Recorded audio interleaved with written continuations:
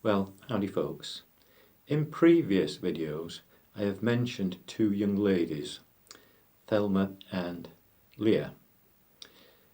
The first mention I gave them was when Thelma asked me if I would do a model kit for her, one that she'd won in a raffle, which was the Cutty Sark, and I did, and I put it into a display cabinet, and she was quite pleased with that. And on another occasion she gave me a book on aeroplanes, and just recently she gave me another book, and this one I'm really pleased with. It's the Airfix Handbook from James May's Toy Stories. Now I can remember that programme, how he was getting children to make Airfix kits, and at the end he decided that he would do a Spitfire. And always when you think about Airfix, the plane that comes to mind is the Spitfire.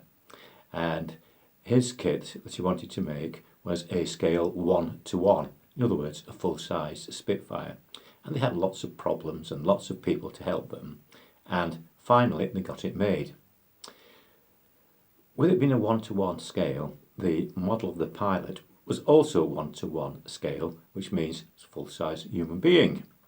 And James May himself was the model for that part of a plastic kit. So yes, there's a model of James May sitting in this 1:1 scale Spitfire. And the whole story of that's in here, very interesting. Also the Airfix story is in here. Everyone assumed that Airfix basically came from two words, air and fix, and making aeroplanes by fixing them together with glue. Whereas in actual fact the kit started by making air-filled rubber toys for children, hence Airfix. But as I say, a great company indeed. And it tells you when the company started. The first kit that it actually made was of a tractor, a Ferguson tractor, in the form of a kit that could be assembled, and it was just made especially for the Ferguson Tractor Company, and from them all the other kits came. Now this book came out in 2010, so it's now 15 years old, but it tells you every kit and every year that it was brought out right up to 2010. Also in here it tells you about the different versions of the Spitfire. Airfix make 20 different kits with the different versions of the Spitfire. Quite remarkable. I mean, I've got one in my collection, scale 1:72, and that's enough. There are slight variants, obviously, but I don't need them in my collection. One's enough. But hey ho, there'll be folks who'll have probably several Spitfires around the place, and each into their own. As I said, it's a most fascinating book, and also there's kits that I made as a child. Just looking at one now up on the shelf, well, two of them, Napoleon and the Coldstream Guards. The Coldstream Guard, I can remember, I was probably 9 or 10 at the time. I'm 73 now, so a long time ago, when I was at primary school, and it was one of my friends who came to my birthday party, and yes, his name was Harold Coates, and that was the present he got for me. And the other one was Napoleon, what I got. And in those days, the only paints that you could get were gloss paints.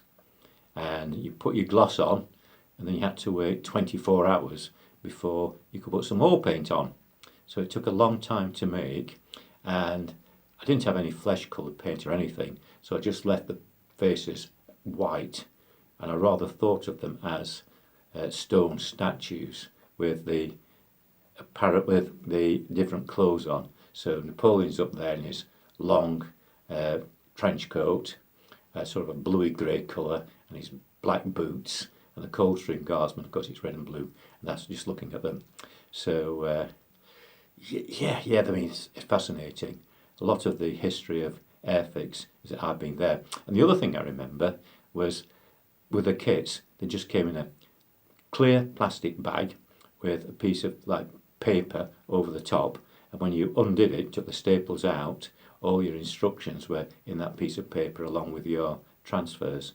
And the cost of these kits was 2 shillings. Now, for those of you who can't remember the old currency, 2 shillings is equivalent nowadays of 10p. Yeah, 10p for the average Airfix kit. And I could afford them quite easily out of my pocket money. And let's face it, whole gangs of us at school just used to make these kits and see each other's kits and all the rest of it. Yeah, so it was a good time. Anyhow, as I say, I like Airfix, a great British company, and I hope that they will just go on and on and on, so that my grandchildren will make them. In fact, my grandchildren, well, the boys, I've got them model kits from Airfix. The dads have helped them to make them, but I hope that they'll go on to make the kits as they sort of get older, and that this will just go on from generation to generation, and may Airfix last for many, many hundreds of years to come. Anyhow, that's it for today, folks, and we'll see you soon. Bye now.